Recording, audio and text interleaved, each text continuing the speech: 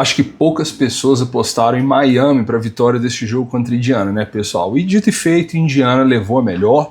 O time que todo mundo achava que ia levar, levou, né? Terminou a temporada 16-0, premiou, coroou coach Curt Cignetti aí e o Fernando Mendonça, né, ganhador do Heisman, com uma temporada perfeita. Foi um jogaço, oportunidade para os dois lados.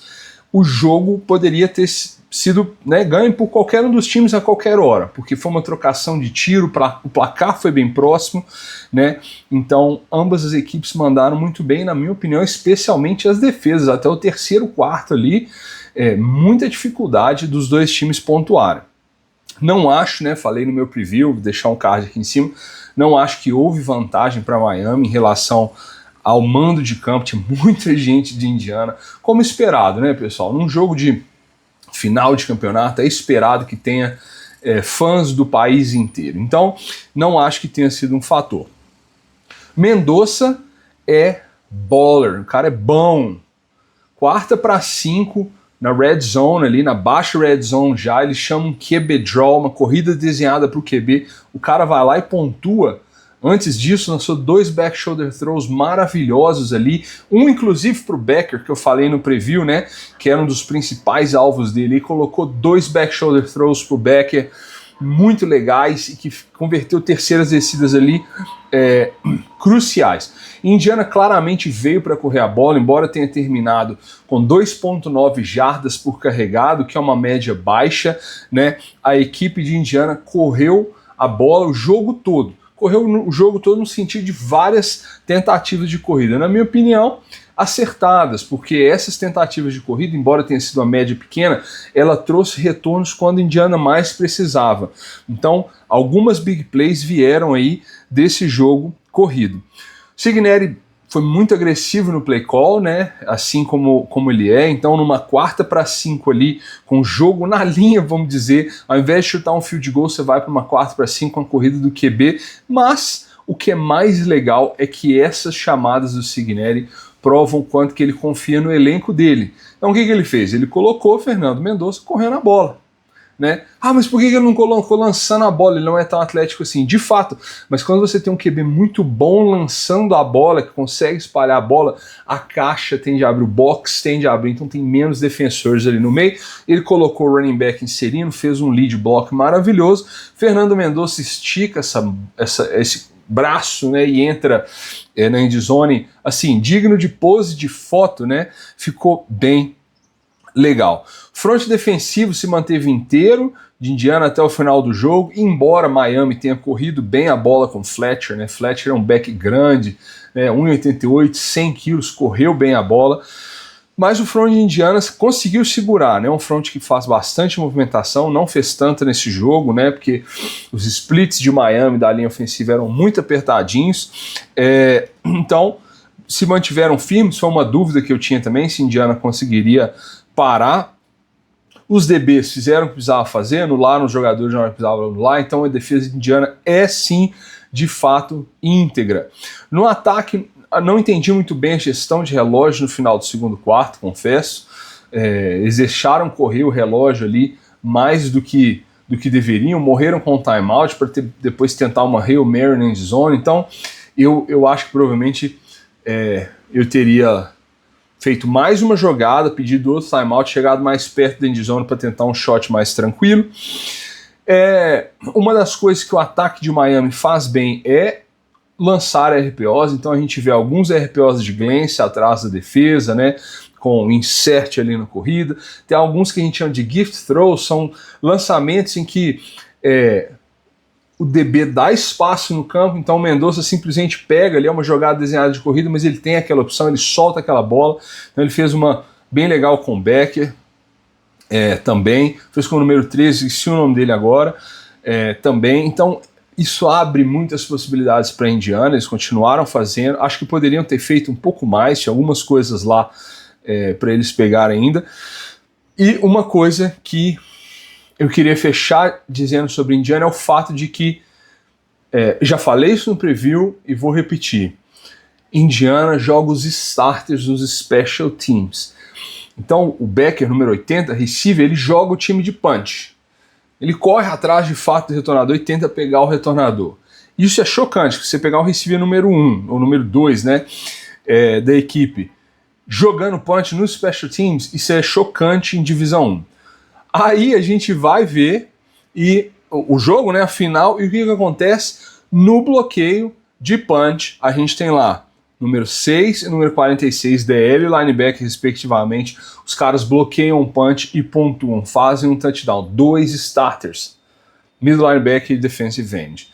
Então, jogar special teams faz a diferença, mas o que mais salta aos meus olhos é o fato de que Indiana tá cagando se os caras são starters ou não. A gente vai jogar o que a gente sabe jogar, a gente vai pôr os melhores em campo a qualquer hora, e essa agressividade do Cignetti é provavelmente o que trouxe o título. Miami, Beck é aquilo que eu já tinha comentado, era o meu medo, né? O meu medo se fez verdade, se fez presente.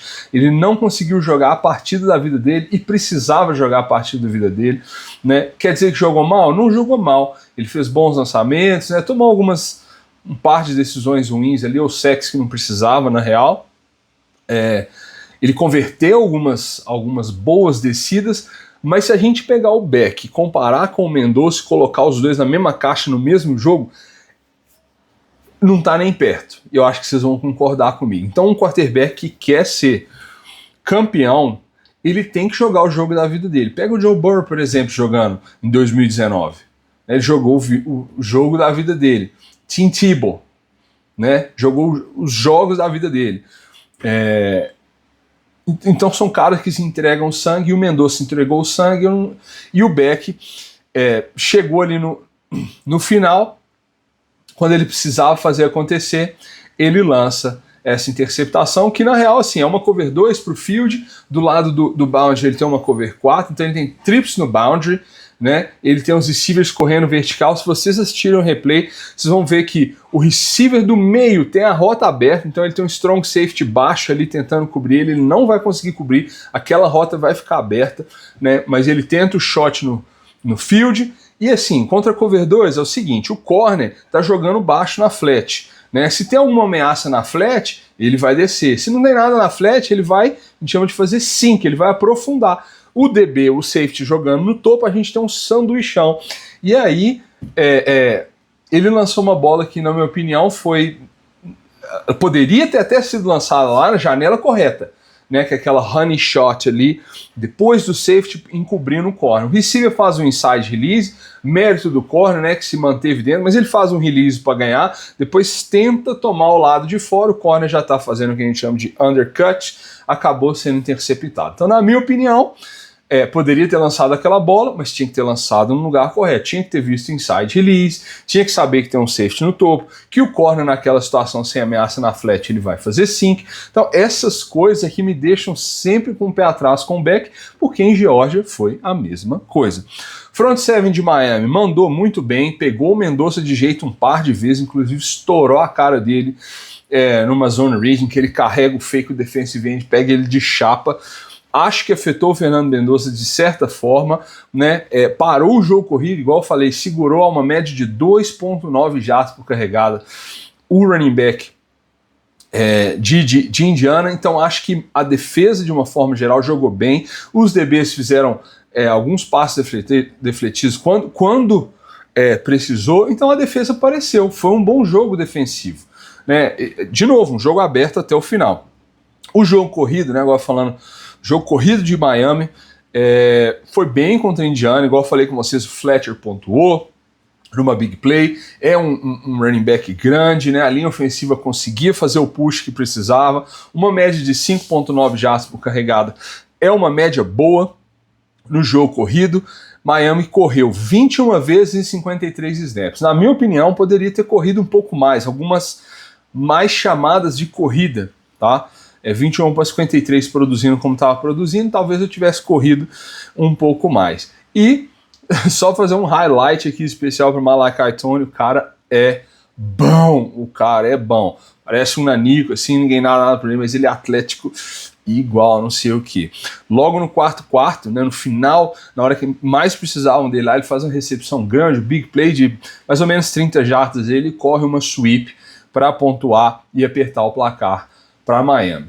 Bom trabalho de Indiana, gostei de ver, no fim das contas se coroou aí 16-0 como um dos maiores times da história. Agora, com a vitória deles, são 3 vitórias consecutivas de times da Big Ten, né, vencendo o campeonato nacional, Michigan, Ohio State e agora Indiana.